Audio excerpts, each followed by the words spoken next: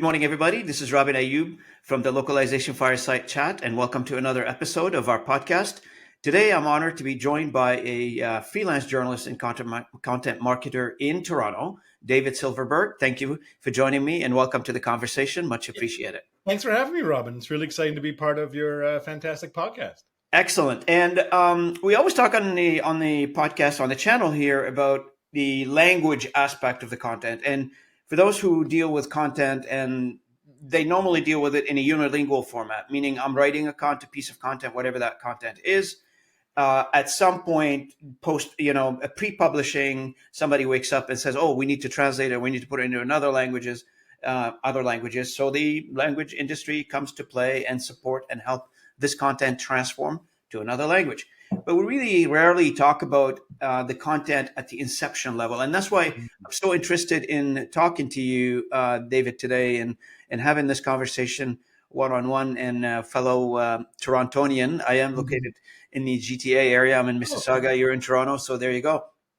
We could have done that at a Starbucks. We have a great media landscape here in Toronto. It's evolving, it's changing, but yeah, there's a lot to talk about with journalism, even within Toronto. So absolutely. And the first question that everybody gets on this podcast is, tell me your story. I'm sure you have a fascinating story being a journalist. I'd love to hear it. Yeah, so I'm a graduate of Toronto Metropolitan University, formerly Ryerson in Toronto.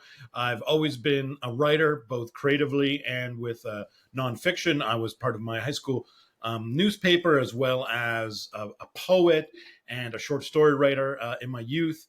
And soon after graduating from journalism school, I got involved with a news network called Digital Journal that began as a magazine that was aiming to be like the Wired for Canada, technology, covering both software, hardware, and media trends and technology trends. We transitioned to a online news-only outlet that leveraged the power of citizen journalism, because at the time of the early 2000s, citizen journalists were rapidly becoming more prominent and respected. They didn't have to have journalism school training. So we worked with citizen journalists around the world to post their own stories on our news network that had a proprietary kind of upload system and money pot sharing system. And that involved around journalists from 120 different countries. So being an editor of a small team of producers of news content that manage a large team of citizen journalists was heady, was overwhelming, but intoxicating. I really loved working in the digital era. I think long before a lot of major news companies brought their own kind of ecosystems online. I was always a freelancer, though. Throughout that, my manager at Digital Journal really gave me a lot of flexibility to write for different outlets such as Vice, Toronto Star, Globe and Mail, Canadian Business, a little bit for blogto.com, a local blog here in Toronto. And so I've always had that freelance bug in me. So around 2016, I decided to go full-time freelance, wanted to kind of test the waters and also give myself more flexibility and time to write my creative projects, which became solo theater projects. But as a journalist, I've been writing for the Washington Post, BBC News, Fast Company, MIT Technology Review, Popular Mechanics, again for Toronto Star and Globe and Mail quite extensively as well. And my beats really run the gamut, but I've found that my beats are generally technology, and within that, AI, robotics, business management is something that I've written quite a lot about, business leaderships and leaders of various companies, whether that's 23andMe or Headspace, or I've interviewed folks like Richard Branson before.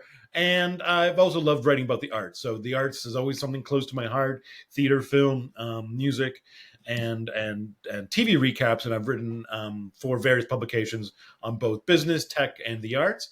And I'm also a writing coach. So something newish to my toolkit. Come the pandemic, I realized there were a lot of freelance journalists who needed a leg up in both fine-tuning their writing skills and elevating their own businesses as solopreneurs.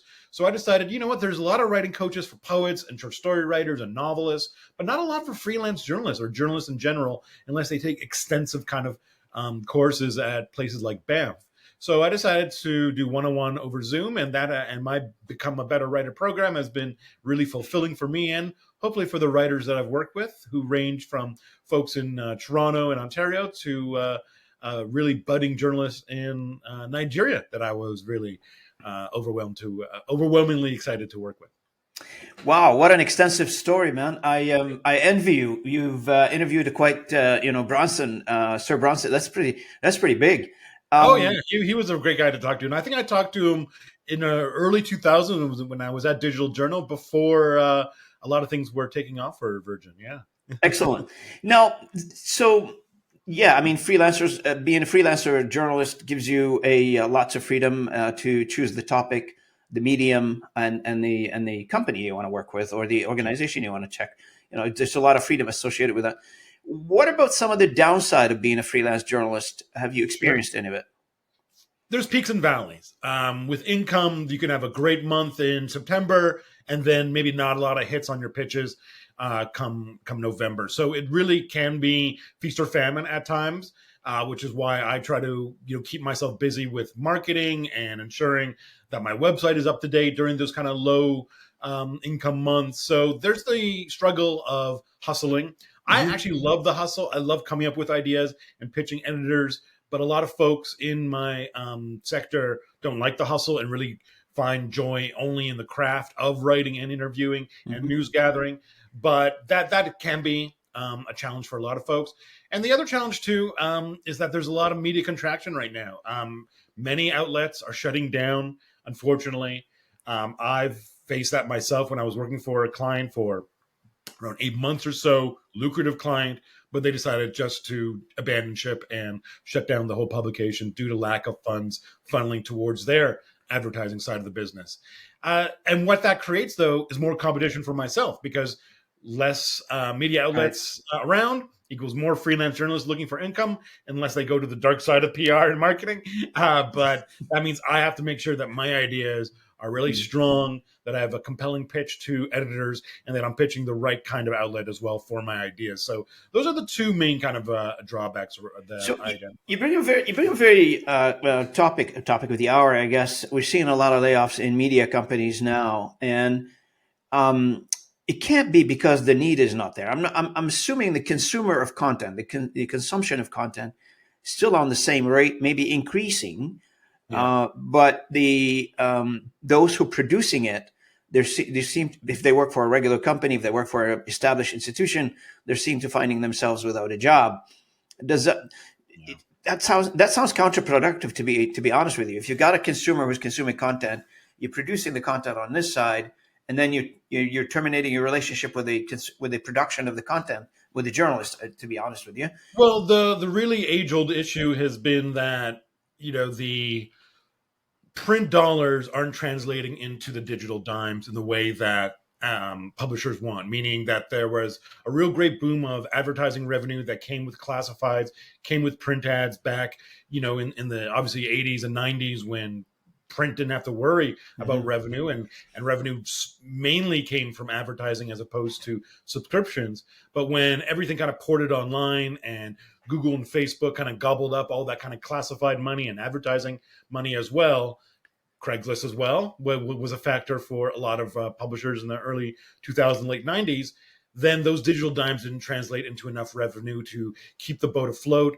And sure, there are paywalls and success stories like New York Times, and we've seen a few success stories in Canada as well with Toronto Star, but it just hasn't been a widespread phenomenon where the paywall and subscriber revenue has been enough money to make up for the loss of advertising. And, in the 2022, 2023, we saw a lot of layoffs in the tech sector, whether that was folks from like Google or Amazon being laid off. And that trickles down into revenue that could have been ported into news outlets, meaning Google might be advertising less, Amazon might be advertising less due to their own kind of contraction. So that trickle down effect will make an impact for a lot of news outlets. And also, we've seen consolidation too. So, as more mergers and acquisition happen within the media business, there's bound to be layoffs. It's not going to be the same kind of headcounts we're going to see when those M&As didn't happen. yeah. So, it's just a sad state of affairs for media. But I am encouraged by seeing a lot more news outlets that are solely existing online thriving, whether that's the local in Canada, or we're seeing the Intercept the Intercept had some unfortunate news in the US, but they were really thriving a few years ago and making a lot of headway. And so when, online only outlets like Engadget and Gizmodo start to attract freelance interest and also reader interest, that gives me hope that there can be an outlet for freelance journalism in the future. Yeah, one of the David, one of the things that I should, I can't escape from asking is that because you're a writer, because you're a content creator, Mhm. have you ever dealt with your content being translated to another language? And if so, how was that experience? Yeah, it usually is translated kind of after the fact without my kind of involvement at all. So let's say I write for like BBC and Torstar and those kind of major media conglomerates. They have partnerships with various other local news outlets that automatically will translate usually their articles into Spanish or into French or into German. And so I'm usually like not part of or privy to those discussions or to those processes, and that's fine by me. And when I can, identify that my content has been translated to other languages and reaching other audiences, that really gives me a great sense of satisfaction, knowing that more readers That's right. are enjoying my content, especially because I try to write content that I think is doing good in the world. I'm profiling businesses and perhaps climate friendly solutions, for example, that I think should be read by more folks. So that is totally fine for me. It doesn't happen on a widespread wave, though. Only a few outlets that I work with do auto translation with their partners. So let's move to the topic of the hour. The world inundated, and you mentioned few media outlet that you work with, and I'm 100% certain, including Popular Mechanic, they're all over the idea of AI and how AI is going to impact the world. Yeah. And I think it's impacting everybody, every profession, every job, knowledge-based industry, whatever industry you're in. AI is going to be part of that, at Yeah. least some part of, at a slow process right now where you're going, AI is coming, getting foothold in certain professions, maybe faster in other professions. But that velocity is increasing over time in terms of adoption, in terms of deploying and taking advantage of the tech.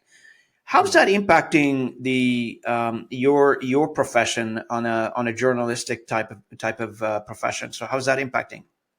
Well, I think first of all, I don't feel like AI is taking my job away. I think what AI is doing is strengthening newsrooms with data gathering and certain misclassification kind of analysis that I think is going to make newsrooms just stronger and more efficient.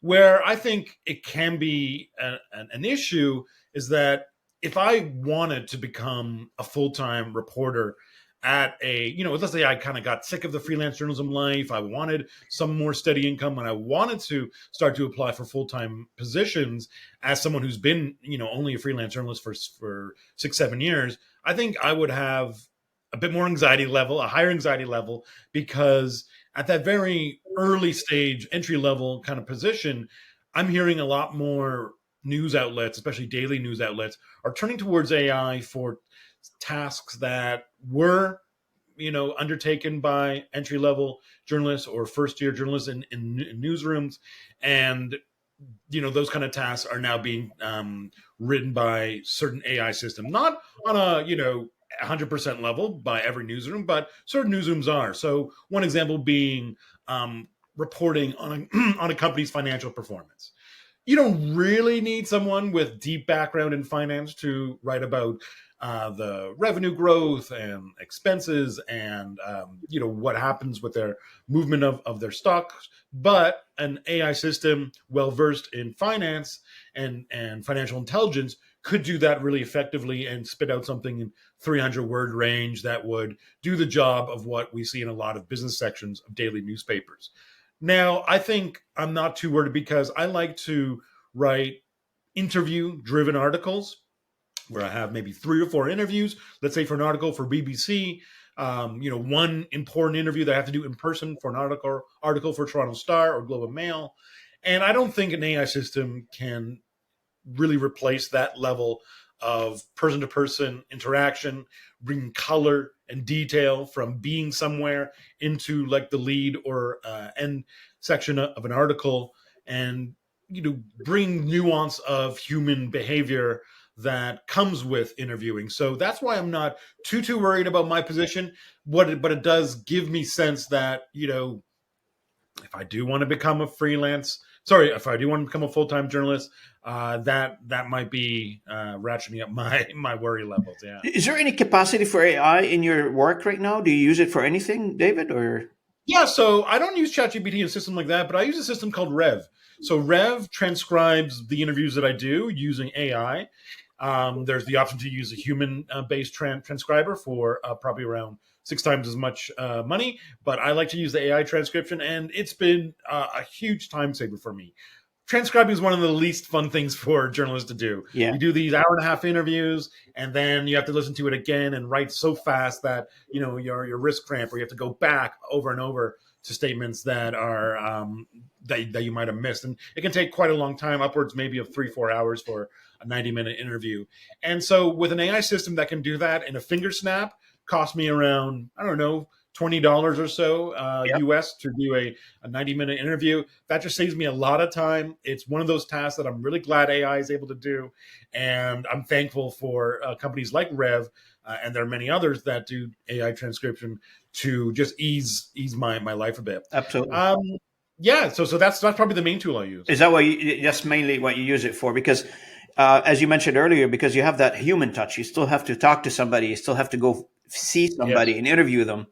And you're right. I mean, AI cannot really, read human thoughts yet, but I hear somebody's working on something like that.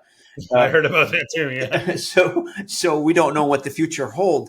But at this point, I see AI, and that's what I'm, from everybody I talk to, I see AI and human and a hybrid world where you have AI is supporting you like a droid almost, Yes, beside you, exactly. supporting you, coaching you, and gathering information.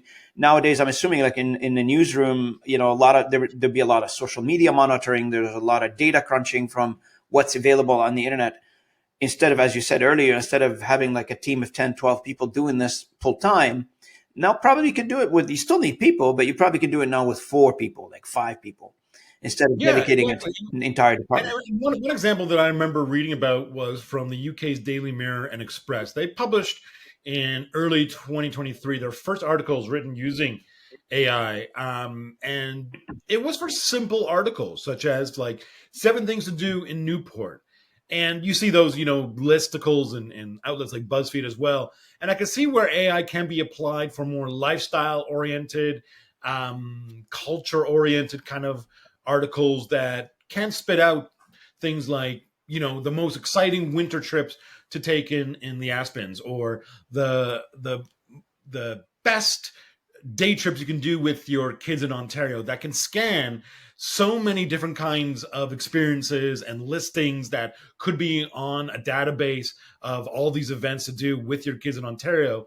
And then just flushes a few out that hopefully a human journalist will scan for accuracy, and that might save a journalist a lot of time. And so I can see a lot of journalists working hand to hand with database searches and tools like Bard and ChatGPT, because it's just going to be a factor with major newsroom. Whether small newsrooms use it, I'm not sure. I think a lot more high headcount newsrooms are going to be using it. LA Times used it for their investigative articles.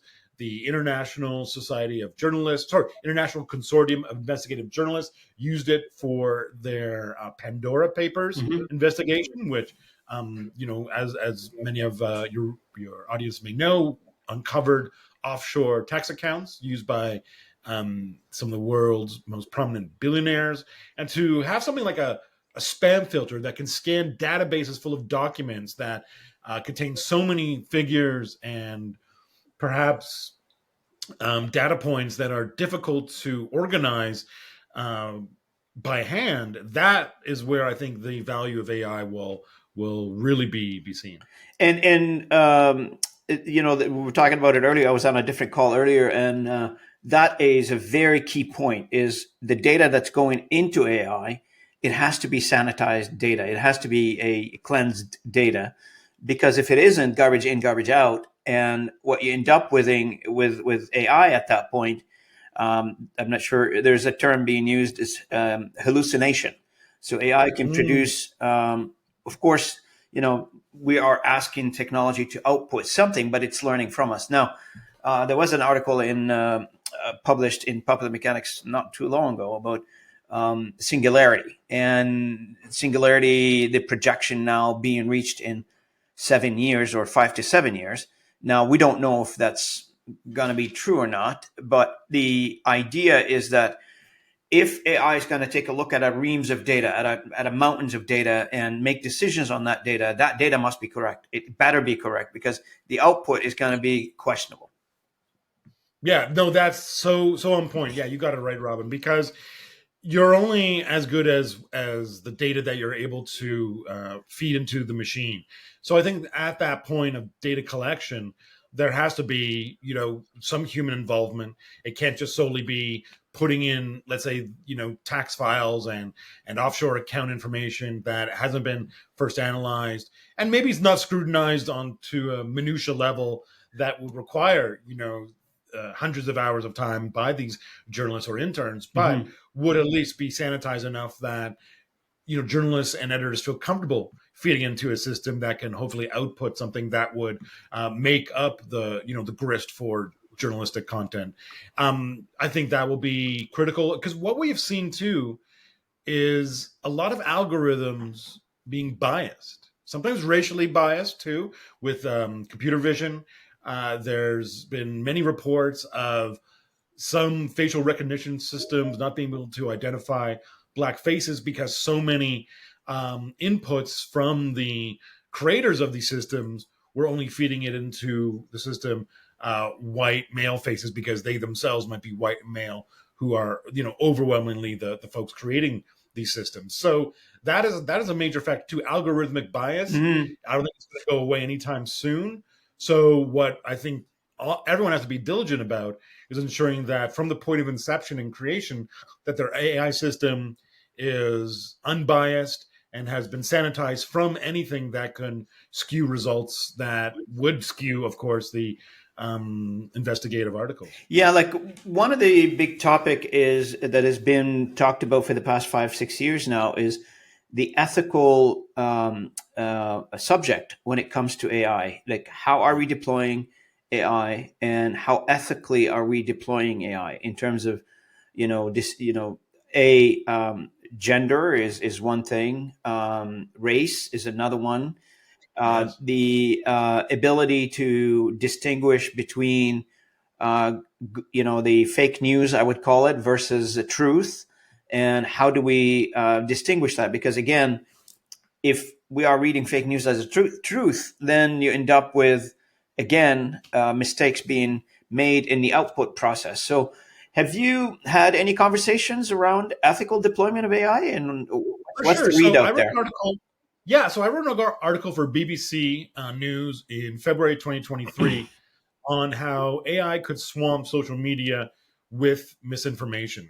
And I spoke to a lot of fantastic and intelligent folks who really wrote important papers that I think went under the radar by a lot of mainstream media, on the importance of ensuring that the bad actors out there don't misuse AI systems to proliferate misinformation, disinformation, and propaganda. Because with AI systems now, it's even easier to feed a system with something like the Pope endorses Donald Trump, which was fake news a few years ago, and have it look like a real article with real logos and a legit sounding journalist name, but with the content being complete drivel.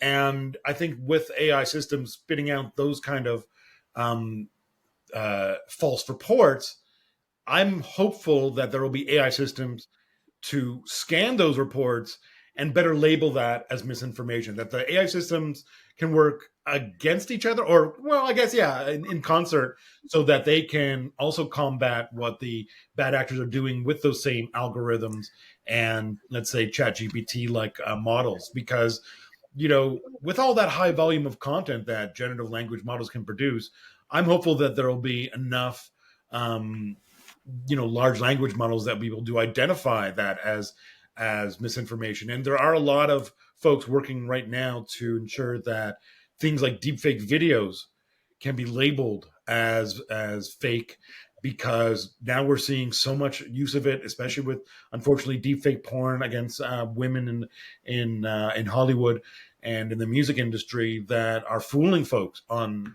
platforms like X.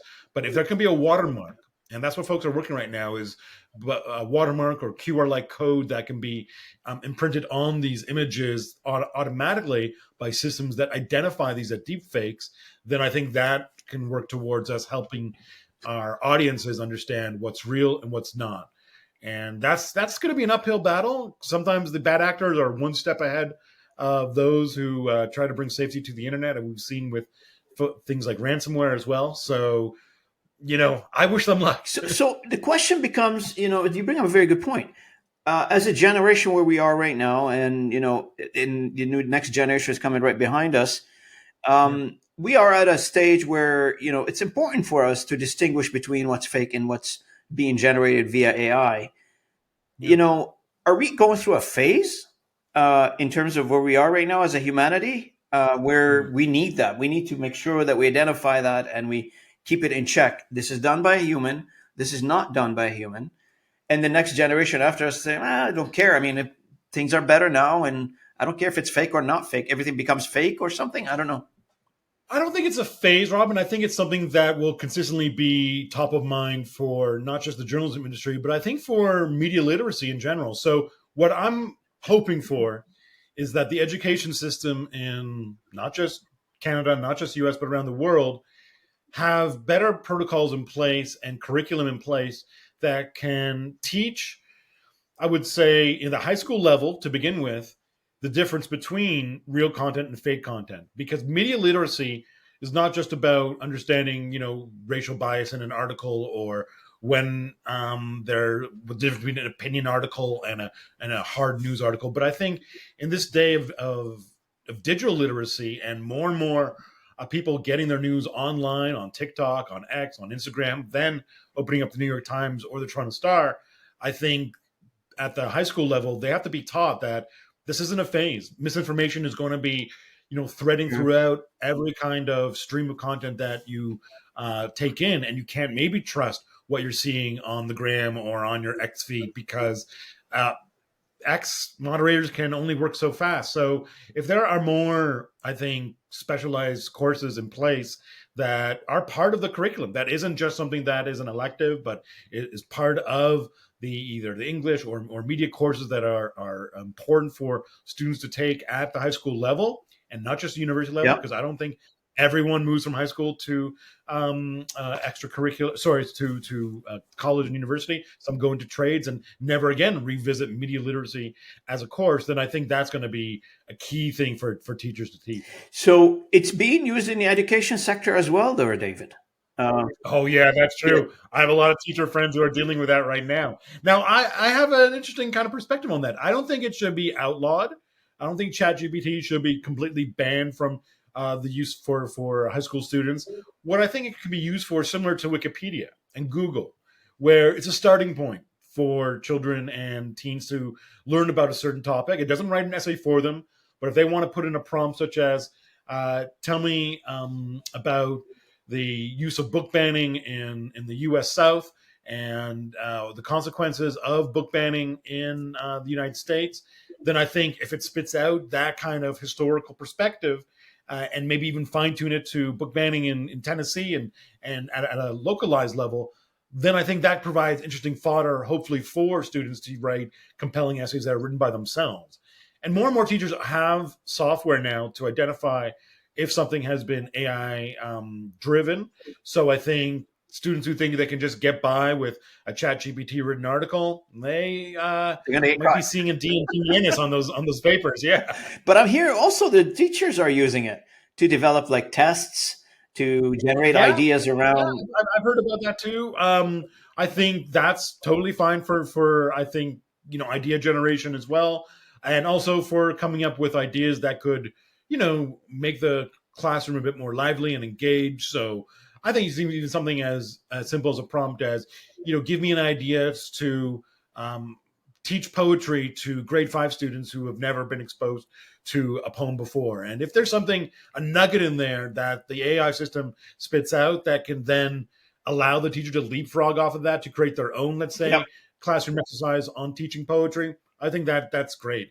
I don't think it's going to totally replace teachers either. So teachers shouldn't worry about AI systems replacing them because, again, you need that human to human touch point. I think every time we democratize anything, media, financials, etc., I think the education component gets missed.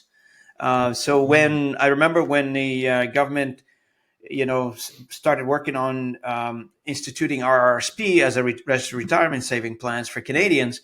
So basically, put the I don't want to switch topics here, but put the decision making process on your retirement in your own hands versus an institution. A lot of people were Yeah. asking questions like, "Are we going to educate these guys?" Now, in the same token, we're given there's a lot of possibilities out there, especially on the journalism point of view. Everybody now with a phone and a camera and can be a newsmaker, and post things out. I mean, I'm doing this podcast literally using my camera and my computer. That's it. And talking to people about things. Now, am I a journalist? Absolutely not. And I'm not a journalist. I love talking about content and how content's created in the localization world, and in any topic really. I love having conversation with people. People love to listen to that. I don't proclaim to be a journalist at all. But the point is that the education that is required for people to understand what's right and what's not right, what's real, what's not real, it's very important. And I think people are leapfrogging a little bit, David, in terms of the benefit of this technology. Like we're assuming the benefit now, but we haven't realized the benefit yet. People like saying, Yeah. "Oh, I'm gonna improve my." I'm just using that as an example. I'm gonna improve the productivity of my employees by 80% or 50%, whatever the number is. But meanwhile, we still haven't. People haven't learned it yet. In my last podcast, we talked about deploying AI in the workspace. And we talked about people, training, and process and technology. All these needs to be in concert. And if you just throw AI, to the crowd, well, people are going to grab it in a different ways and not systematic way of using it. Mm. Yeah, you have a really good point there. And I would say that was clear to us as a society with social media. I think social media was kind of thrust upon us in the early 2000s, Facebook, Twitter, Instagram, and Snapchat. And we all kind of posted without, and especially youth posted without education on the implications of being anonymous and posting content that could harm other people, whether that's videos of certain incidents taking place that exposes people and their identity and where they live. And I think there has to be a lot of education and training on how to use social media responsibly, how to use AI responsibly. And I think a key thing that we haven't mentioned yet is transparency. I think when newsrooms and other organizations are transparent about how they use AI in their organization, both to their employees and to their client list and audience, I think that brings a lot of assurances to folks that perhaps don't see that in other organizations that aren't transparent. When CNET, a popular tech Yeah, I news know, site, Stina. started using AI to write their articles, there wasn't a lot of transparency at first, but they got caught and they had to backtrack quite a lot on their use of AI, so much so that they claim that they're not using it all anymore, because a lot of journalists found that there were errors in their articles, found accuracy to be an issue, fairness to be an issue.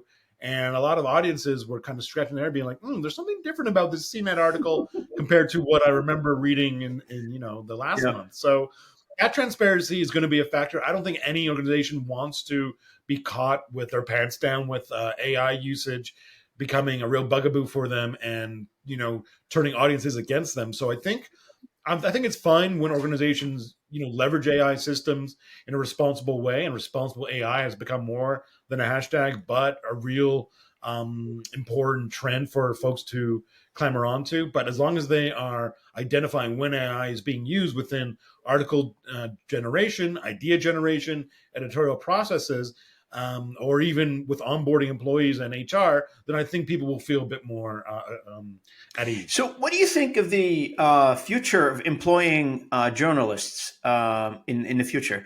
And do you think should we start go back a little bit and start looking at the academia side first? Should we encourage people to go into journalism? Like, if you have a friend who's asking for advice, would you Yeah. encourage? And he's saying, "Hey, I'm thinking about going to journalism. What do you think?" And should we go back to the academia now and adapt it at the academia level, not after they've postgraduate? Yeah, great point, Robin, because I think at that academic level, you have to start to, merge data journalism with the boots on the ground journalistic techniques that we were taught at J school, 20, 30 years ago. Data journalism and database journalism is fast becoming an important skill set for journalists to harness because with AI systems being introduced into newsrooms large and small, they have to know how to manage this kind of data that used to be some kind of data that we would see from Google or all the data coming from libraries and microfiches, if that word rings some bells to some older folks. And now with AI systems being so commonplace in a lot of newsrooms, I think that skill set of data journalism gathering techniques and using LLMs in a very respectful and responsible way has to begin first year journalism school, second year as well. And once those internships start to take place, those internships would hopefully give those young journalists a chance to experiment with AI systems. Because I remember reading a Google survey that found that 75% of US news outlets are using AI systems in some way. And with three-quarters of news outlets using them in some way, journalists have to be prepared to experiment, to see what works for them and their own capabilities. And perhaps if you're a sports journalist, it might be different than if you're covering politics or if you're covering finance. And that's fine. Not every journalist is going to use AI in the same way, but I think it has to begin at the academic level. And I think the future of journalism is murky. I'd say that. It's hard for me to say hopeful. It's hard for me to spin it as completely positive right now because of the layoffs I'm seeing. Yesterday, actually, funny side note, Yeah. Vice.com announced that they're no longer going to publish content on Vice.com and lay off a lot of folks as they become a studio house content kind of outlet. And someone found out that memo from the CEO was written by Oh my AI. goodness. And they found that to be so disrespectful to the hundreds of journalists who are going to be losing their jobs that this is just another example of AI driving journalists out of a newsroom that I was part of because I was a freelance contributor to Vice for many years for their motherboard section and found them to do really important investigative work, no matter what someone may think of their Vice founders who, have very eccentric personalities. But that's just an example of, how we can use AI poorly and disrespectfully. But I hopefully, people entering journalism now play with it a bit and understand how it can improve their jobs and free them up to do the creative work that they need to That's do. right. And you hit the nail on the head in terms of a creative work because there is a role for human, and the role here is to shape the technologies that we have at hand. And it's nothing new. I mean, humans for the past 30, 40 years been adopting technology into their lives in a variety of ways, and they were adapting to it. It's not that scary. The part that it's I think people putting the cart before the horse here is that as a company, as a business, or as an individual, I have a huge hope for AI that AI is going to be that magic wand, is going to be the solver of everything, which is not. And it's reality. We got to have a reality check. Yeah, exactly. AI isn't going to be the end all be all. And I think, newsrooms realize that because they have to still invest in human technologists and human, database surveyors and, of course, writers to take all that data and bring it to a concise, informative, and engaging article. Because sure, ChatGPT is doing some wondrous things. So is Bard. So are the other competitors of ChatGPT with the written content. Some people are amazed at the kind of creative content that can come out of ChatGPT.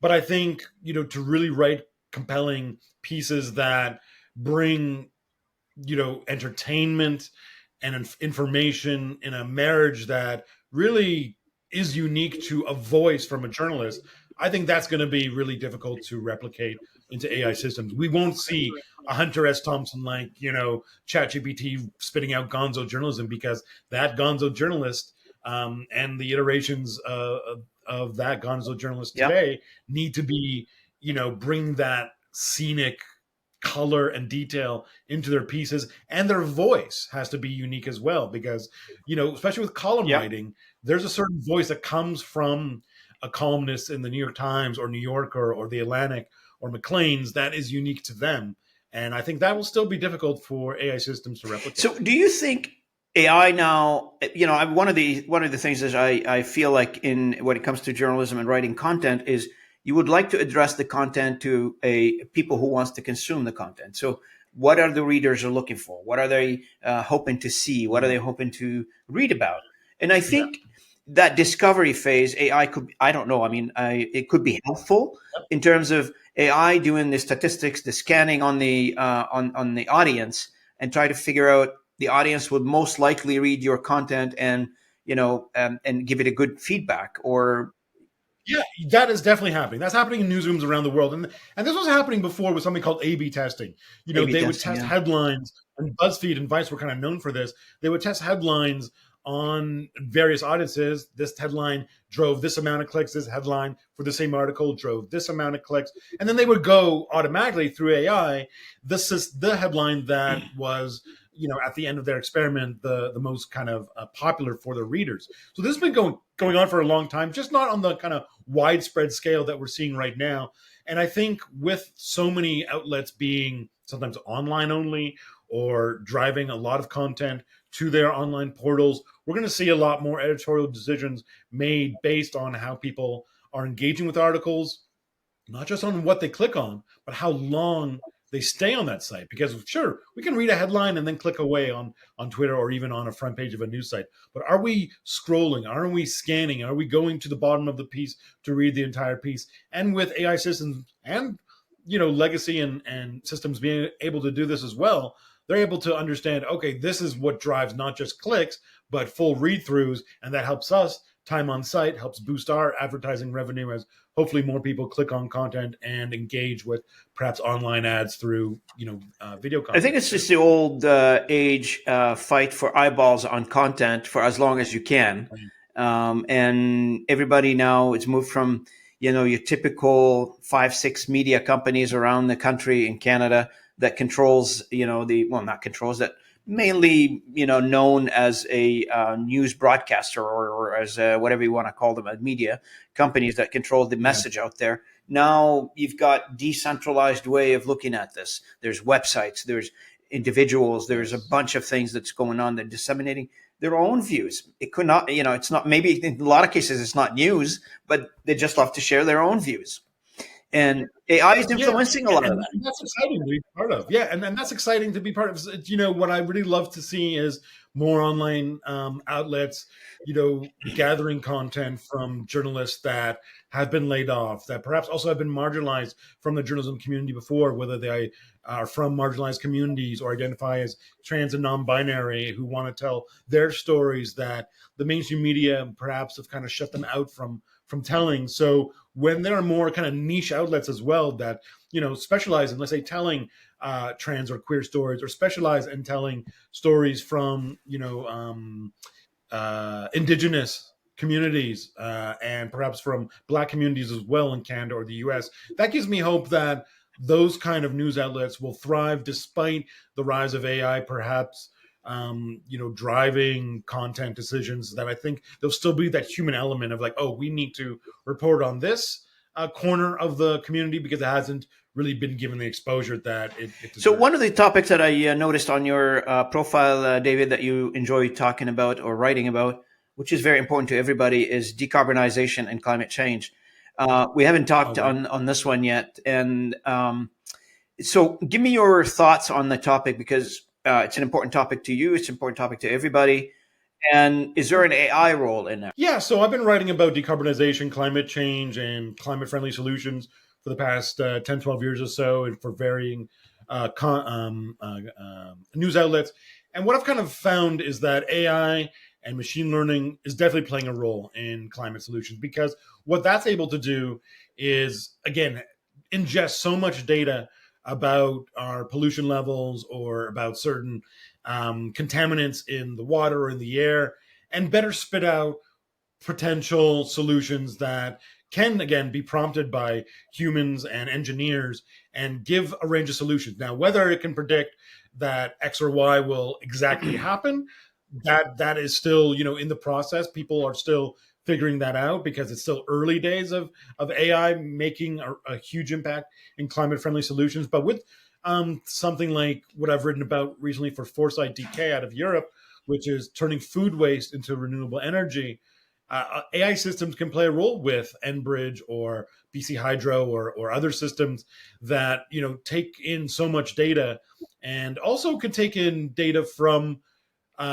consumers. So not just on the mechanical engineering side or on the non-human side, but they can find out through AI systems, how humans are engaging with food waste and energy systems. If this is something that is of interest to consumers, despite the increased cost of, let's say, food waste turning into RNG. So, doing some kind of data surveying, um, um, you know, uh, project where they can ingest a lot of data from various consumers, upwards of maybe 50,000 or so, on whether this landfill site turning into energy was of interest to them, is of interest to them down the road to be part of a renewable Mhm. energy system. I think that could be helpful to folks as well. So there's a lot of different pillars that AI can be useful Absolutely. here.